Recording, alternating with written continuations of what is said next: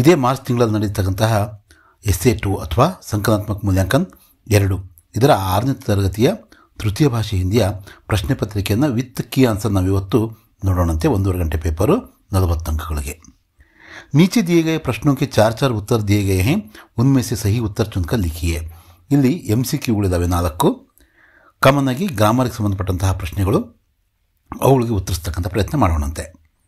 ಇನ್ಮೆ से ಸ್ತ್ರೀಲಿಂಗ ಶಬ್ದ है, ಲಡ್ಕಾ ಪುಲ್ಲಿಂಗು, ಬೇಟಾ ಪುಲ್ಲಿಂಗು ಮತ್ತು ಬಚ್ಚ ಅಂತಕ್ಕಂಥದ್ದು ಪುಲ್ಲಿಂಗು. ಸ್ತ್ರೀಲಿಂಗು ದಾದಿ. ನದಿ ಶಬ್ದಕ್ಕೆ ಅನ್ಯವಚನ, ಇಲ್ಲಿ ಏಕವಚನ ಇದೆ ನದಿ, ನದಿಯಾ ಅಂತಕ್ಕಂಥದ್ದು ಬಹುವಚನ. ಸಾಗರ, ನದಿಯು ಮತ್ತು झील ಅಲ್ಲ. दिन शब्द का विलोम शब्द है, दिन रात, अपोजिट वर्ड. इनमें से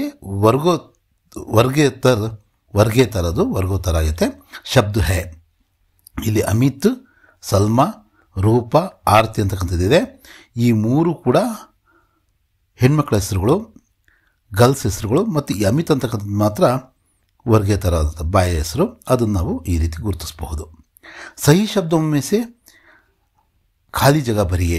माली बगीचे से आया. राकेश और राहिल मित्र थे. अनूप कपड़े बेच रहा ಅಂತಕ್ಕಂಥದ್ದು.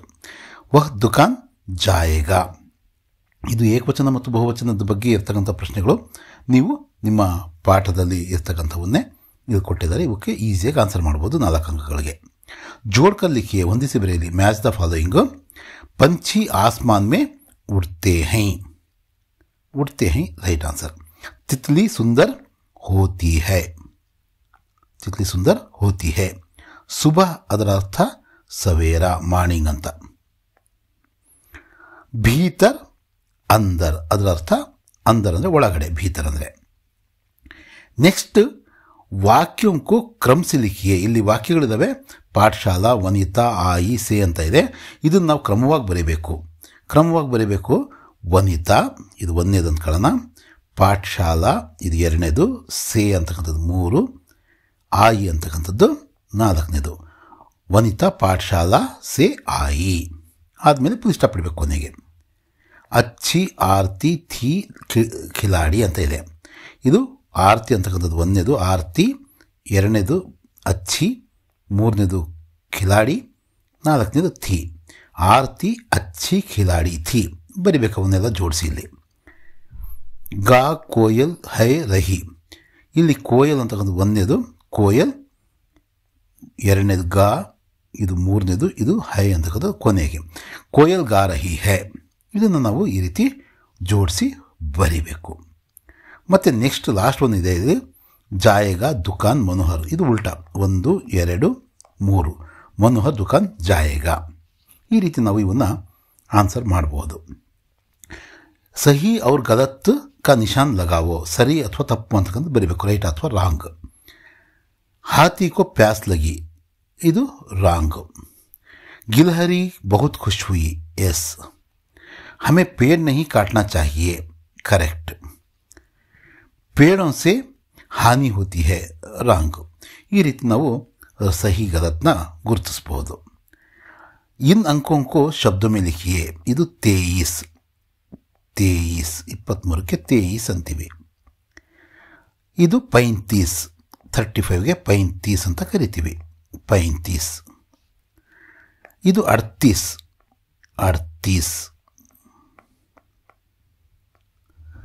ಇದು 49 50 ಅಂತೀವಲ್ವ, 49ಕ್ಕೆ 49 ಅಂತ ಕರಿತೀವಿ.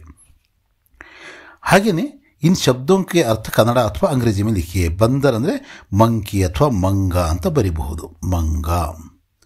ಮಗರ್ಮಚ್ಚ ಅಂದರೆ ಮೊಸಳೆ. ವನ್ ಅಂದರೆ ಕಾಡು, ವನ. ಏನು ಬೇಕಾದ್ರೂ ಬರಿಬೋದು, ವನ ಅಂತ ಬೇಕಾದ್ರೆ ಬರಿ. ಪೇಡ್ ಅಂದರೆ ಮರ, ವೃಕ್ಷ, ಟ್ರೀ. ಇದಕ್ಕೆ ಮಂಕಿ, ಕ್ರೊಕೊಡೈಲ್. ಇದನ್ನು ಫಾರೆಸ್ಟ್, ಇದಕ್ಕೆ ಟ್ರೀ. ನೆಕ್ಸ್ಟ್ इन प्रश्नों के उत्तर लिखिए. चिड़िया कैसी है. चिड़िया रंग बिरंगी पंखों वाली है ಅಂತ ಇದೆ ಅಲ್ವಾ. चिड़िया सुंदर है ಅಂತ ಬರೆದ್ರು ಕೂಡ ನಡೆಯುತ್ತೆ. चिड़िया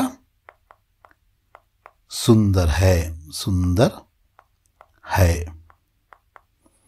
ಹಾತಿ ಗಿಲ್ಹರಿ ಕೋ ಕಹಾ ಲೇ ಗಯಿ, ಕಹಾ ಅಂತಕ್ಕಂಥ ಜಾಗದಲ್ಲಿ ನೀವು ಕುಯೇ ಕೆ ಪಾಸ್ ಅಂತ ಬರೆದ್ರೆ ಆಯಿತು. ಕುಯೇ ಕೆ ಪಾಸ್ ಲೇ ಗಯಿ, ಲೇ ಗಯಾ. ಇಂಜನ್ ಕೌನ್ ಬಂತಾ ಹೈ, ಮೋಹನ್ ಇಂಜನ್ ಬಂತಾ ಹೈ. ಇಲ್ಲಿ ಕೌನ್ ಅನ್ನೋ ಜಾಗದಲ್ಲಿ ಇಂಜನ್ ಮೋಹನ್ ಬಂತಾ ಹೈ ಅಂತ ಬರೆದ್ರೆ ಆಯಿತು. मगरमच्छ की पत्नी ने क्या मांगा, बंदर के कलेजे को मांगा. ಅದರ ಆ ಕಲೇಜ ಅಂತ ಇರುತ್ತಲ್ವ ಲಿವರ್, ಅದು ಕೇಳ್ತಂತೆ. ಪಹಲಾ ಗುರುಕುಲ್ ಕೌನ್ ಸಾ ಹೈ, ಘರ್ ಹಿ ಪಹಲಾ ಗುರುಕುಲ್ ಹೈ, ಘರ್ ಅಂತ ಬರಿಬೋದು ನಾವು.